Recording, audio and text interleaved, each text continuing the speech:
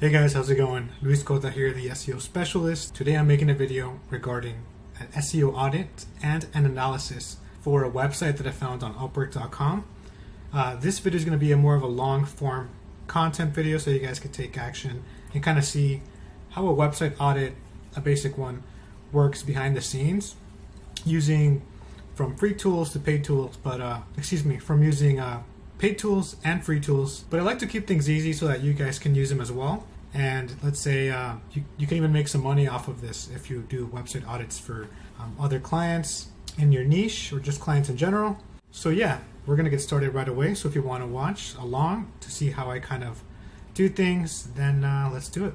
So right now I'm looking at my Upwork profile and I scrolled down right here. I found a website here that, or a client I should say, it's paying around $1,000, right?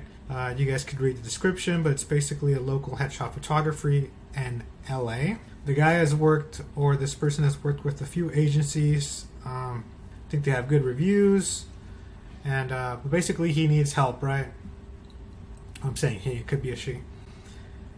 And luckily enough for us, right, if we want to do a website audit, we can actually grab their URL, as I've done, and I've actually opened up right here a few minutes prior to starting the video. And what we're going to look at just briefly, right, this is more for fun, but if you want to do a website audit, then this also helps you do just that. We're going to look at the technical on-page and off-page SEO. And so it's good to understand too that there's local SEO, right, so related to different cities, and then there's national SEO. So just something to keep in mind, right, because they mentioned LA. And it says here, can you assure me one or more page, We're not actually gonna do the job for this person. We just kind of want to see what's going on with their website. And so in the event that we'd want to work with them, we kind of have an advantage to our benefit, right? We can kind of see what's going on behind the scenes with their websites. And so that whenever, let's say I were to submit a proposal, then I can have the advantage in terms of knowing so much about their website that I can now speak to some extent intelligently about what's going on behind the scenes, right? So I went ahead and opened that up, right? And obviously it's a good looking website. It's not surprising because this person does photography, so the images are high quality. And yeah, we're just gonna look at a couple of things right off the bat. They did mention that they worked with a few agencies, I believe, right? I've done SEO with 2 different agencies. I worked with each of them for months, and each promised I would be on the page 1 for my keywords within 2 to 3 months. It didn't happen. These agencies were very well rated too. I like someone who can basically deliver on results. And so right off the bat, some things that I like to look at are the on-page SEO. And this is just kind of how I gauge a website. Obviously, as you guys get more experience, or maybe you guys are experienced as well, then you can kind of develop your own method, right? But I also have some really basic notes here in terms of some things that we could look at, right, for technical analysis. Is the page being indexed, or the website? What does the robot text file look like? And we're going to cover all these more in depth, right? But it's important to know that these are just things to cover, right, on a website audit. Maybe you didn't know, but now you know.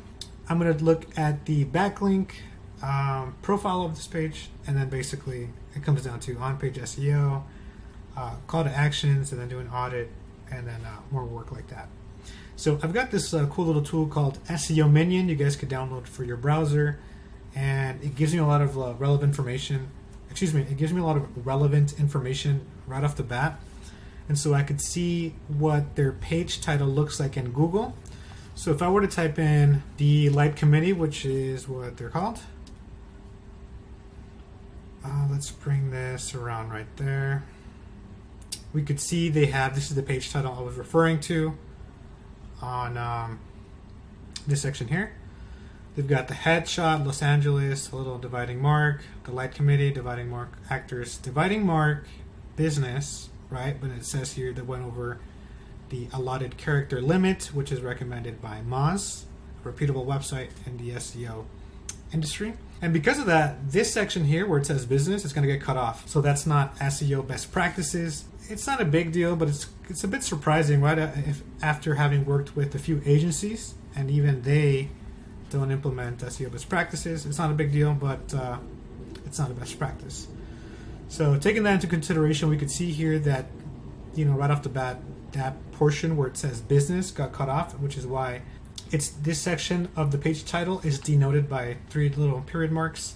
And we can also take a look at their page description, actors, corporate headshots, lifestyle, business, graduation, portrait. It looks like a lot of keyword stuffing, in my opinion.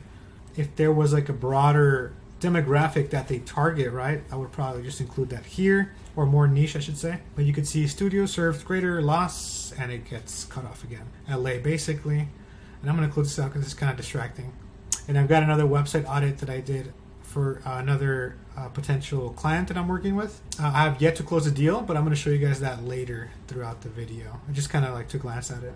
And so the website audit here that we're doing is more of a just like a over the surface level, just kind of like a viewing the website and seeing right off the bat what's working, what's not working, right? So we could see the meta description or the page title description, meta description. So this is what it is. And usually the first things I look at is how many characters did they go over when they built out the page titles. And I look at the same thing for the meta descriptions. A couple characters, I know sometimes it can be hard when building out and these descriptions or page titles, staying within those character limits because you want to be as descriptive as you can. You want to include call to action sometimes inside the page titles, like click here, or you want to entice the potential customer to click on your client's websites, or maybe it's your own, so that you can increase your conversions when they're on the website itself, and they could book an appointment with this photographer, or an appointment if it's for a chiropractor, or whatever the case may be, right? And so another thing I look at right off the bat is, and I've been using that term way too frequently now, but how many H1s, header ones, do they have? So not surprising, since they worked with an SEO agency, they've included only one, but there are some instances where either the website CMS, content management system, does not lend itself to only having one, or the web design developer included too many here. But one is good, right? Headshot Los Angeles. And it's important to note that whenever you're targeting a local area for SEO purposes, so local SEO, you want to include the city in strategic places throughout the on-page copy, right? So I'm sure that if I did like one of these searches, I could find how frequently the term Los Angeles was found throughout the page, and I basically just typed in Command F or Control F if you're on Windows. Typed in the keyword that I was looking for, and we could see it highlighted throughout different sections on the page, right? Which is important, right? So another thing I look at is how many keywords are they using, if any, throughout your H2s, H4s, but most importantly the H2s, because it goes use keywords in important areas, right? So priority areas would be the H1s, the page titles, and then the headers, 2s, and not in that order. But without going too in depth, because if I were doing like a deeper audit, then I would probably plug in some of these keywords into a keyword research tool like SEMrush, or even Google Ads Keyword Planner, which you can also use. And this one's a free tool. Some more information regarding the website there. Now, let's get into the technical aspect of it, right? So, or actually, let me do this. Like I said, there's many ways you can go about doing a website audit, but most importantly, you want to look at the on page, right? Is it formatted nicely? Can you read what's going on the page? Is it just a wall of text that you're reading, and it's very hard to interpret because of that? Like this, I would say it's a bit condensed, but since they're building out these sections, I'd probably give them a break. But honestly, user experience is not my strong suit, but it is important when it comes to doing SEO work. So you should know just basic, standard procedures on how you want to format things so that the reader or that the potential customer has an easy time reading all this text. But yeah, there's a lot of text going on here. Like I said, maybe a little bit of keyword stuffing going on here with different cities, and they're not interlinking. They just included a bunch of different zip codes, and I feel like this is kind of messy, honestly. Like, I probably would not include this, but yeah. Likely I just included somewhere else. And then they have these little sections here, their services, their rates, contact, about, and I don't see a call to action right off the bat. typically want to include it somewhere above the fold of the website. Above the fold just means including it like on the upper half of the website for the most part. Usually you could see when the website transitions into like another section. And yeah, I don't see here like, hey, schedule an appointment today or call to learn more about our services, etc. It's the best SEO practice to include that. I don't see it. So now let's jump into, is this page even being indexed? Since this company has worked with different agencies, I'm sure it is, right? But if you're doing a website audit, one thing you can look at is to see if the website even pops up in Google. thelightcommittee.com, boom, first result, second. That's Instagram, Facebook account. And they've got their Google My Business profile set up. And when you learn about local SEO, I believe Google has a free course anyone can take. And I recommend it if you haven't checked that out. I'll link to it in the description. And I mean, they have stellar reviews. I know one of the best Google SEO practices when it comes to local SEO is building out obviously your 5-star reviews, but just having a lot of reviews, right? Incentivizing people, not paying them, right? But like maybe letting them know, hey, like if you leave a review, we'll give you like a discount in your next photography session or whatever the case may be. Or just remind them like, hey, thanks for using our service via email. You could let them know that if they enjoy their services, then to kindly provide a review. That's important. And when it comes to including phone number, your website, and the address and the name of your business, name, address, and phone number, I believe it's called the NAP, for local SEO purposes, you want to make sure that's consistent throughout any directory listing where you have your website listed on. Yeah, so it's listed here, and sorry if it's a little bit all over the place, right, in terms of this audit, but I kind of just wanted to get this out there. So another thing we're going to look at, let's close this out, is I'm going to refer over to my notes here. So we checked if it was indexed, right? Let's look at the sitemap. So what you do is you type in a / sitemap.xml. And basically we just want to see several links here. This has a lot that's being indexed, so that's good. Images, changes, frequency. And they use a tool called All-in-One SEO Pro, which is a tool that you could download once you're inside your content management system. Say like a popular option would be WordPress. You could download this tool, and it's a pro version, which means it is a paid option. And usually these tools build out your entire sitemap, but it's something important to have. So if you get a tool like this one, it could build out your entire sitemap if WordPress itself hasn't already built it out for you. But that's an easy way to check. Now let's look at the robots text file, and it's good SEO practice to include the URL to the sitemap. So they've included that here, and they've got an RSS feed, which I have a little experience about. I believe it just sends out like a broadcast message to different sites or something like that. But that's not important. What's important is that they're included in an SEO best practice, and that is this. And let me pause this real quick. So going back to the robots file, what we don't want to see is having a URL that's being, like the homepage that's being blocked here, right? And I don't see homepage, www.thelightcommittee.com right here. So that's good. And to be honest, I don't have too much experience dealing with the robots text files. But yeah, we just basically don't want to see anything that's important blocked. Usually it's a URL. And I don't see that here, and so we can move forward with the next section. All right, so other important areas that we can take a look at are the site page speed. And that's important because we want to make sure that we're sending all the best SEO ranking signals over our competitors, right, so that we can rank higher than them. We want to fine-tune and optimize all the sections that we can, right, for the most part, where it makes sense and where it's relevant. And this is where you'll develop your expertise to kind of see what has the biggest impact on SEO in terms of what your client needs and their goals. And so you can make a decision based off that. But it's best SEO practice to take a look at their site speed. And I believe there's a website called Pingdom, speed test. And so here you could copy their URL, drop it inside here. Yeah, we could test from there. Or let's do this. All right.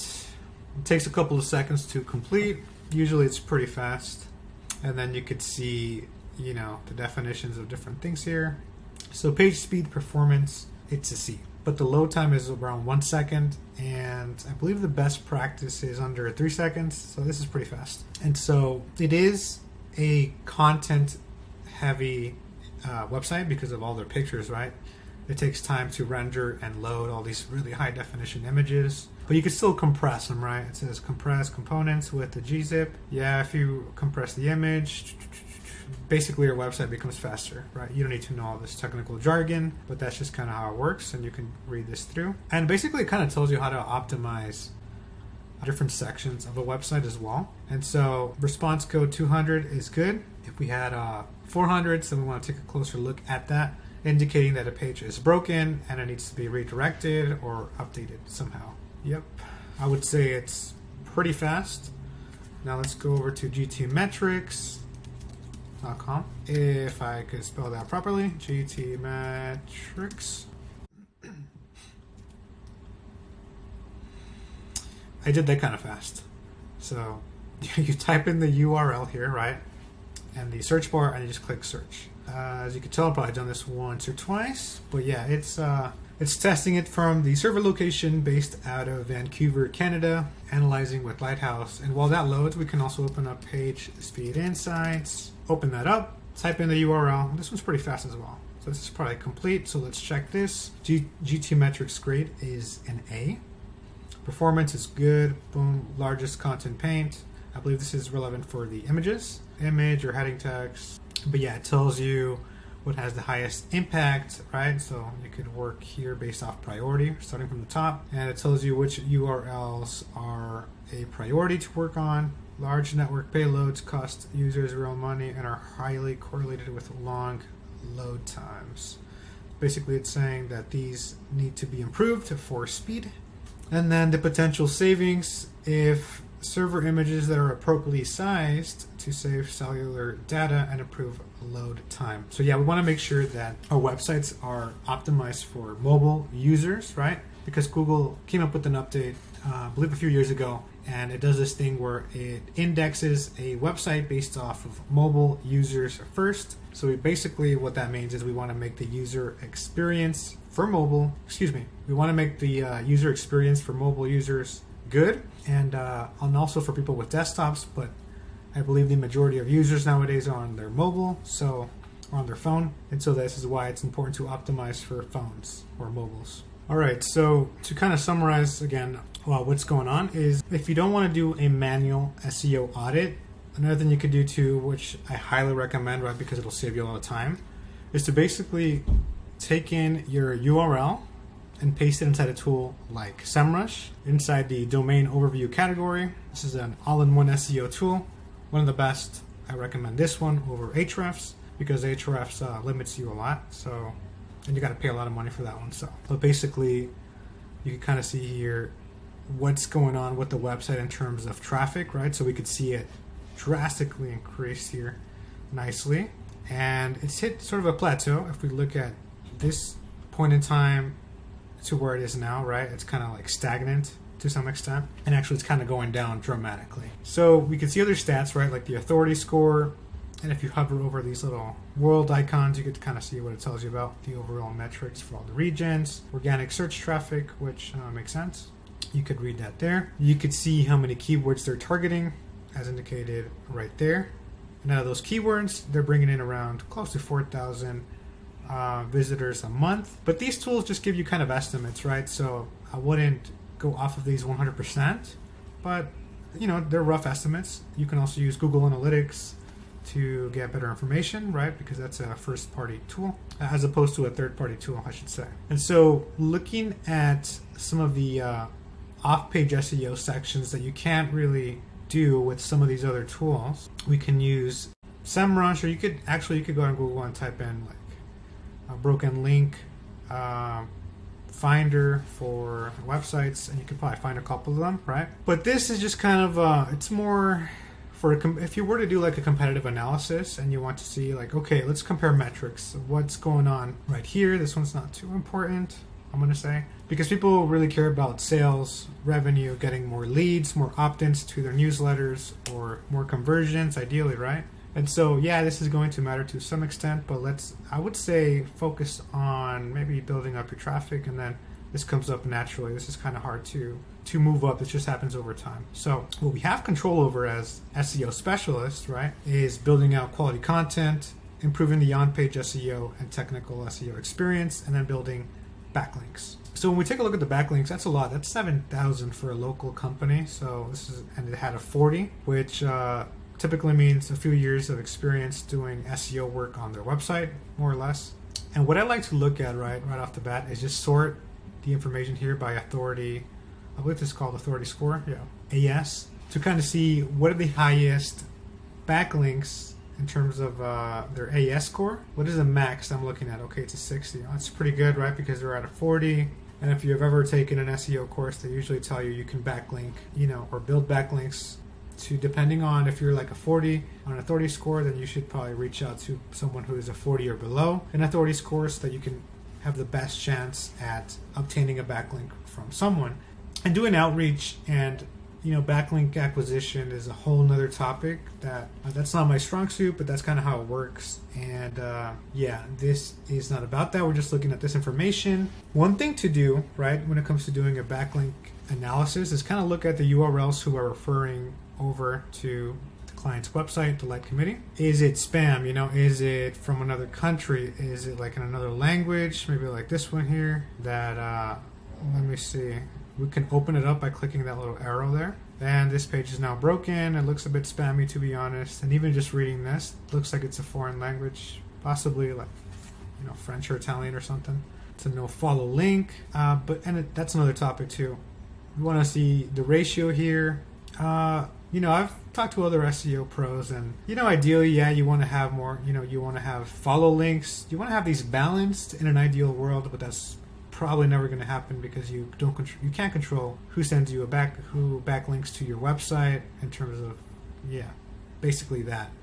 And so we see that they have a lot of backlinks, and for the most part they look good, right? They come from Global Newswire's website, reputable websites, Yellow Pages, and this one looks good. If we see anything foreign and out of place, you can always do like a Google disavow to remove that from your backlinks if you believe as an SEO specialist that it's hurting you. They recommend you reach out, but doing a disavow is probably a bit quicker, honestly. So we looked at their backlinks. That looks good. If this was like 100 or 200, or if you look at a competitor, you do a competitive analysis and you compare the metrics, you have a rough idea of like, okay, they have 10,000 backlinks. I got to work on this now, right? Since I only have 7,000, you could build out an SEO campaign and kind of go off of that. You could see their monthly visits on average. You could see how their backlinks have trended over time. This looks a bit spammy here, just this random growth and then dip, and then it's trying to stabilize itself again. But so also, I guess interpreting data and just the metrics is important. We could see the top anchors, right? A top anchor would be like the keywords that people are using to link between pages. So you see this is a hyperlink as indicated by this section here that lights up. When someone clicks on it, it takes me to a new page, obviously. But looking at the anchor text, right, we could see what they've used to link to the pages. Sometimes they don't use anything. And we could see go now, a call to action basically. You want to make sure you don't spam this section too hard with keywords because, Google may see that as spammy and you could get penalized. I haven't seen that happen, but you don't want to over optimize as well. And so just maybe having a good mix of, anchors is ideal.